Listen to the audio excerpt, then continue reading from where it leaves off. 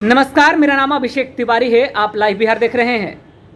बिहार में जदयू पार्टी ने एनडीए गठबंधन के मद्देनजर एक नया पैंतरा खेल दिया है। अब इस पैंतरों को लेकर के बीजेपी का बयान भी सामने आ गया है।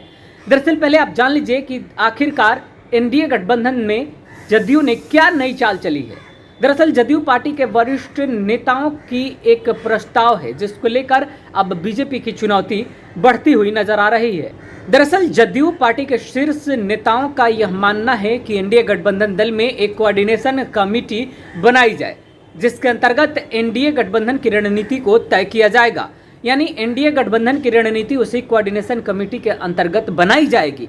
आखिरकार इसकी जरूरत क्यों पड़ी? अभी हाल ही में बीते दिनों यानी कि कल ही आरा शहर में एक ओवरब्रिज का निर्माण करना था। केंद्र सरकार का यह कार्यक्रम था और उस कार्यक्रम में बिहार के किसी भी नेता को नहीं बुलाया गया था जो जदयू पार्टी से आते हैं।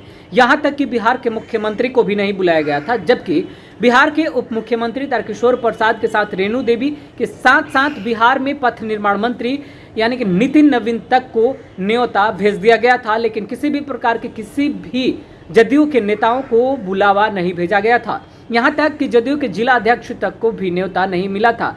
और ऐसे में इन तमाम बातों को मद्देनजर अब जदयू पार्टी यह चाहती है कि कोऑर्डिनेशन कमेटी बना ली जाए, बल्कि कमेटी इसलिए भी बनाई जाए क्योंकि जदयू और बीजेपी के बयान तमाम मुद्दों को अगर देखा जाए तो तमाम मुद्दों पर अलग अलग रहे हैं। यानी अलग अलग राय देना अब जदयू के लिए महंगा पड़ते हुई नजर आ रहा है और जदयू अब इसको लेकर बैकफुट पर है। फिलहाल जदयू पार्टी चाहती है कि तमाम एनडीए गठबंधन दलों को लेकर एक कोर कमेटी बना ली जाए और उसी कोर कमेटी के अंतर्गत तमाम रणनीति तय किए जाएंगे। इतना ही नहीं, जदयू पार्टी की इच्छा है कि वो बिहार से बाहर निकल करके चुनाव लड़े। अगर वो चुनाव लड़े तो एनडीए गठबंधन के साथ होकर लड़े, ना कि अलग होकर के लड़े। जबकि मणिपुर, उत्तर प्रदेश जैसे प्रदेशों में चुनाव होने हैं और इन तमाम जगहों को लेकर के जदयू ने एक बार फिर अपना बयान स्पष्ट किया है कि हम एनडीए गठबंधन के साथ लड़ना चाहते हैं।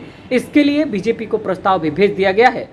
वो बात अलग है कि ललन सिंह जब राष्ट्रीय अध्यक्ष बने थे और पहली बार पटना पहुंचे थे तब उन्होंने एक बड़ा ही बयान दे दिया था और उन्होंने कहा था कि अगर बीजेपी उनकी बातें नहीं मानती है तो जदयू अकेले अपने दम पर उत्तर प्रदेश चुनाव में ताल ठोकेगी। अब देखने वाली बात है कि बीजेपी इन तमाम प्रस्तावों को लेकर क्या सोचती है, बीजेपी की रणनीति क्या होती है और एनडीए गठबंधन को लेकर के किस तरीके से क्या कोर कमेटी बनाई जाएगी, या फिर यह महज जदयू का प्रस्ताव या फिर यूँ कहें कि राजनीतिक स्टंट ही माना जाएगा।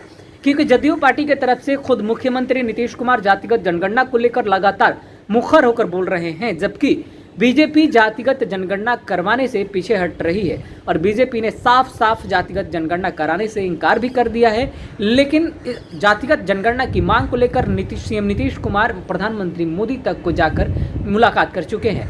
अब ऐसे में जातिगत जनगणना से ज़्यादा तवज्जो देने वाली बात तो यह है कि एनडीए गठबंधन में क्या सब कुछ ठीक ठाक नहीं है? अगर नहीं है तो कौन करेगा? और इसी के संदर्भ में अब यह पहल जदयू की तरफ से कि एक कोर कमेटी का गठन कर लिया जाए, यानी एक कोऑर्डिनेशन कमेटी का गठन कर लिया जाए और उसी कमेटी के अंतर्गत एनडीए के द्वारा रणनीति तय की जाएगी, एनडीए में फैसले लिए जाएंगे। फिलहाल इस खबर में इतना ही। आगे की खबरों के लिए आप बने रहे हमारे साथ। नमस्कार। लाइव बिहार यूट्यूब पर सब्सक्राइब और फेसबुक पर लाइक जरूर करें।